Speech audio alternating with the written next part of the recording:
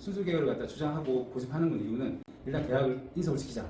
서울 보내서 또 좀 이렇게 서울대, 홍대, 이대 등등 주요 대학들 보내서 역할을 좀 할 수 있게 하자. 그게 제 목적이고 우리 학원의 어떤 모토의 방향이라고 보시면 됩니다. 보시면 알겠지만은 참고로 서울권 대학을 41명을 7년 동안 올해까지 해서 40명을 보냈는데 여기서 중요한 거는 한 해에 우리가 10명이 넘지 않아요. 입생이 우리 학원이 제가 광고를 잘 못해서 그런지 모르겠는데 10명이 넘지 않는데 겨우가 반별로 한 조속과고 회학과 해가지고 합쳐서 10명도 채 안 되는데 10명도 채 안 되는 인원이 한 명이 제일 많게는 5군데를 합격한 경우가 있어요. 5군데 합격하고 어떤 대개는 이제 실기에 되는 사람들 3관왕, 작년 우리 강사쌤 있는 분도 3관왕 해가지고 서울 가기대, 중앙대, 그 다음에 수원대 3개 붙어서 이렇게 서울 가기대를 갔는데 건국대 또 영희대 붙는 경우도 있고 그래서 어떤 그런 부분에서 합격률이 합격생이 많은데 실제로 우리는 이제 입생이 많지 않습니다. 그게 이제 좀 어떻게 보면 좀 조금 더 집중적인 수업을 할 수 있는 방법도 장점도 있지만 조금 이제 좀 애들이 좀 경쟁을 좀 하는 그런 단점도 될 수 있으니까 그런 부분 보완하면서 수업하고 있습니다. 참고로 지방대학은 우리가 이제 좀 보시면 지방권 대학은 이제 여기 6명밖에 지금 합격을 안 했습니다. 반대죠. 주요 대학들은 서울권 주요 대학들 41명인데 지방권은 우리 6명밖에 안. 물론 이제 그 중간권 같은 경우는 경기 인천 지역 같은 경우는 실기력이 좀 부족하다든지 성적이 좀 부족하다든지 뭐 그런 경우에 좀 이제 좀 이렇게 그 경기 인천권으로 진학시키고 합격시킵니다. 여기서 이 경기 인천권 같은 경우에도 이 대학들이 정시로 갔을 때는 굉장히 어려워질 수 있어요. 정시로 근데 이 학생들은 수시에 보내야지 또 답이 있는 경우가 되니까 그런 상황이 되니까 수시에서 보내는 목적으로 하고 있습니다. 참고로 저희들은 이제 유학하고 임용고시는 이제 인천에서 유일하게 임용고시 준비하는 학원은 저희들밖에 없는 걸로 알고 있습니다.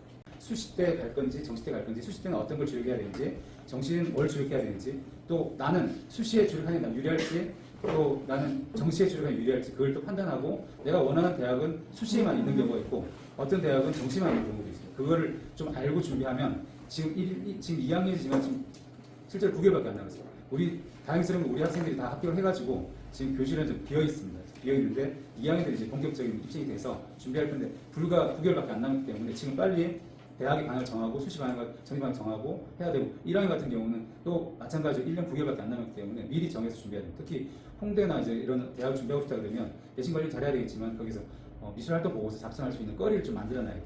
자, 일단 가장 중요한 기본 일정인데 기본 일정으로는 수시 모집이 9월 달에 원서 접수합니다.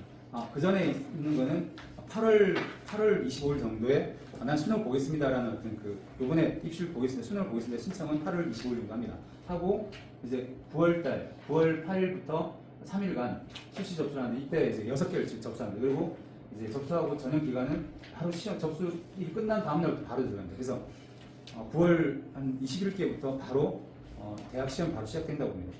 그렇게 해서 10월 말까지 거의 이제 그 전형 기간은 길지만 대개는 수시 실기시험 보는 기간은 9월 한 13일부터 해가지고 10월 말까지 시험을 보고 10월 중반 말까지는 아니고 한 중반까지인데 그때까지 6군데 다 대학 다 가야 됩니다. 여기서 중요한 거는 날짜가 겹쳐지는 학교가 있어요. 가끔 이제 이렇게 어떤 한성대하고 인카대하고 겹쳐진다든지 인천대하고 그 서울 성신여대가 겹쳐진다든지 또 어떤 때는 3개가 겹쳐진 때가 있어요. 그때는 한 군데를 선택해가지고 준비해야 되는데 그 날짜 생각 안 하고 막 지원했는데 날짜 겹쳐지면 한 군데 내지 2군데 같은 게 포기를 해야 되는 상황이 있어요.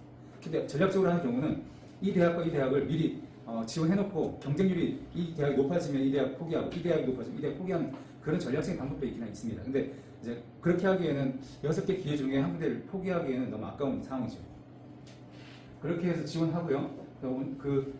대개는 이때 시험 보고 나면은 최저 학력 기준이 있어요. 최저 학력 기준이 있는 학교가 지금 홍대밖에 없습니다. 홍대밖에 없는데 우리가 보는 준비한 대학 중에는 세과목 합이 9등급이 나와요. 그러니까 그거 나왔을 때 최종 합격자 발표 나오는 거 말고는 모든 대학, 우리 준비한 모든 대학은 10월달 말부터 지금 이제 우리 11월 지나오면서 11월달에 다 거기다 발표가 났습니다. 그래서 발표 나서 합격한 사람들은 정시 시험 볼 기회가 없어요.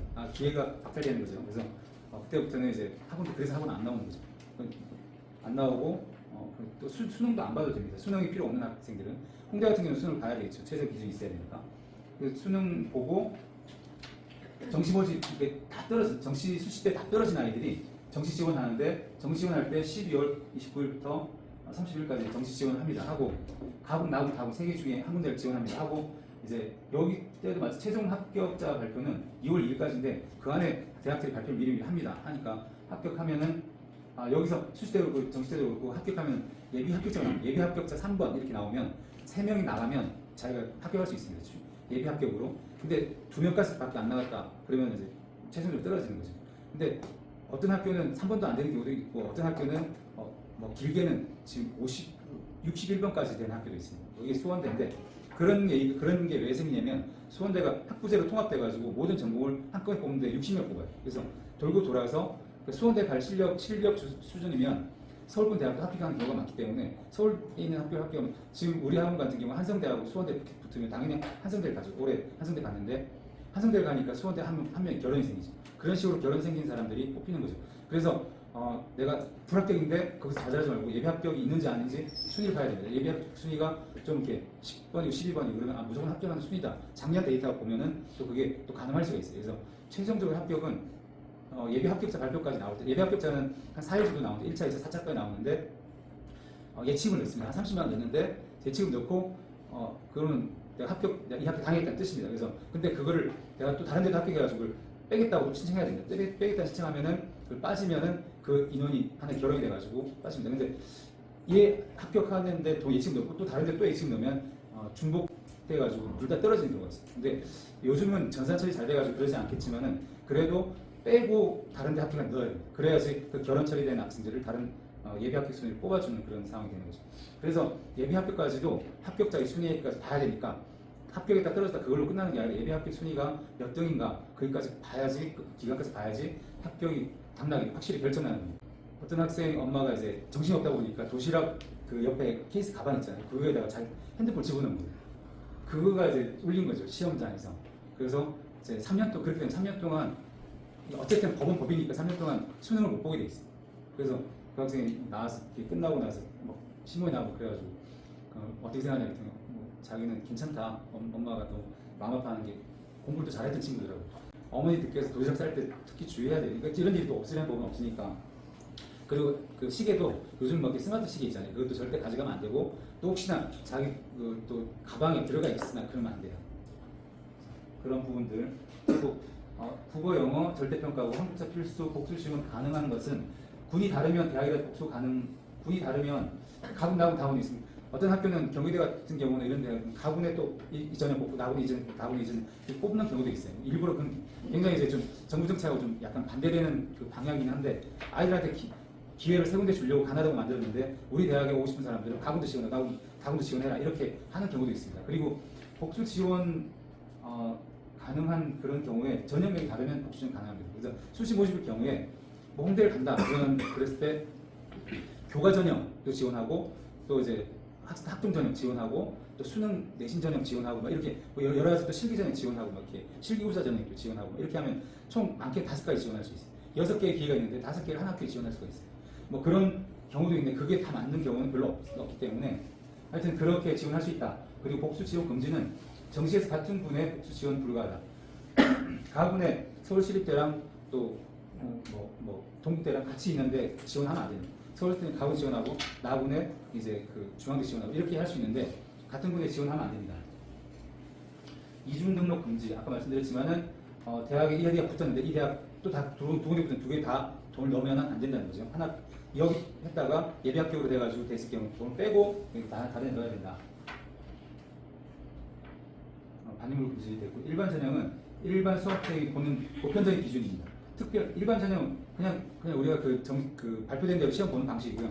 특별 전형은 대학이 특별히 정한 기준이 그 중에는 이제 농어촌 특별 전형 요즘은 좀 덜한데 국가 유공자 전형 할아버지가 국가 유공 전적이 있다 뭐 그런 경우 지원할 수 있는 그런 전형이 있고 특별 전형 중에 최근에 좀 있었던 그 중에는 좀 약간 특별한 게 세월호 특별 전형이 있었죠. 그래서 세월호 사건이 있었던 그때 있던 학생들한테 대학 기회를 주겠다 그런 경우도 있었고요. 그 특별 전형은 대학이 정하는 특별한 기준이다 그렇게 보시면 됩니다.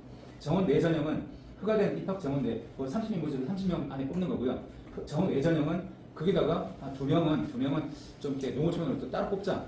그리고 기초생활 수급자 한 명 더 뽑자. 뭐 이런 경우에 하는 경우도 있고, 뭐 또 어떤 학교는 이제 좀 장애 전형으로 한 명 더 뽑자 해가지고 그 특별 전형, 정원 외 전형, 그러니까 이 정원 외 전형이 이건 뭐냐면 이런 걸 갖다가 지방권 대학은 되게 싫어합니다. 서울권 대학은 저렇게 해도 지원을 해요. 애들이. 그러니까 지방으로 갈 애들, 그 조금 더 좀 2류, 3류 대학에 갈 애들을 서울에서 다 데려가는 거 아니냐. 그래서 지방권 대학들에서는 이 부분을 굉장히 싫어하는 부분이죠. 일괄 전형은 단계를 거치지 않고, 그러니까 일괄 전형은 뭐 예를 들어서 수능 30%, 뭐 내신 20%, 또 실기 50% 이렇게 가지고 일괄 전형 합산해가지고 전형하는 경우에 그냥 이거 다 귀찮으니까 그냥 실기 100 하는 경우가 일괄 합산이고요.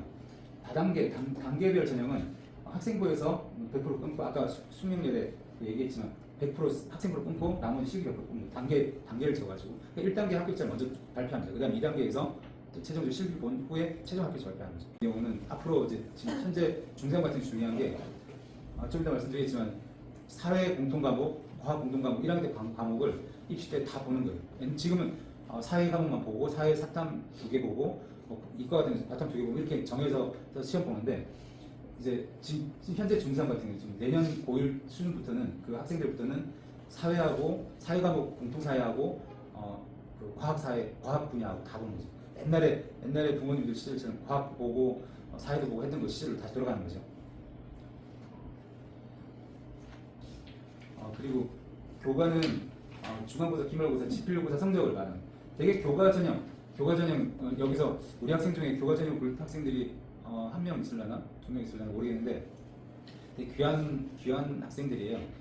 이 교과 전형은 대개는 교과 전형이라고 한 경우도 있지만 타이틀로는 고교장 추천 전형이에요. 고교장 추천. 학교 교장이 추천해가지고 이제 전형을 하는 건데 그 추천하는데 서울대 같은 경우 어떤 티어 같은 2명 또 어떤 학교는 한 10명까지 이렇게 하는데 이런 2명 중에 전교에서 3등 되면 서울대 못 가는 거죠. 그 기회가 있었는데 지원을 못 하는 거죠. 근데 교과 전형으로는 이제 그 대학에 지원할 수 있는 어떤 조건이 되는 게 석차입니다. 지필고사로만 비교과는 교과를 제외한 출결, 공사 등등 있고 종합 전형에서는 교과, 비교과, 추천서, 뭐 미술활동 보고서 이런 것들이 들어가고요. 면접이 들어가고 자, 등급으로는 수능 등급도 그렇고 지금 현재 내신 등급도 적용이 똑같습니다. 1등급이 4%, 2등급이 7%인데 이제 11%, 3등급이 23%, 4등급이 40% 이렇게 되는데 되게 미술하는 애들이 디자인하는 애들은 3등급 때 안쪽이 제일 많고요.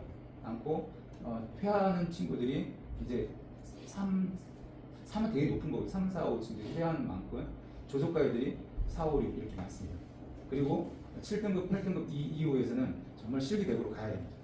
실기 100% 가는 전형이 있으니까 왜 그 얘기를 하냐면 7등급부터 6등급까지 점수 차이 많이 두지 않습니다. 내신 같은 경우에 7등급부터 갑자기 100점 만점에 20점 다운시키는 그렇게 하기 때문에 그래서 점수 내신 관리 안 되는 친구들한테 수시에 가고 싶다 그러면 그러면 최대한 물론 이제 정시로 가면은 그런 학생은 정시로 갈 때는 그게 적용이 안 돼요. 내신을 보는 학교가 거의 없으니까 거의 없는 게 아니라 없다라고 보시면 돼요.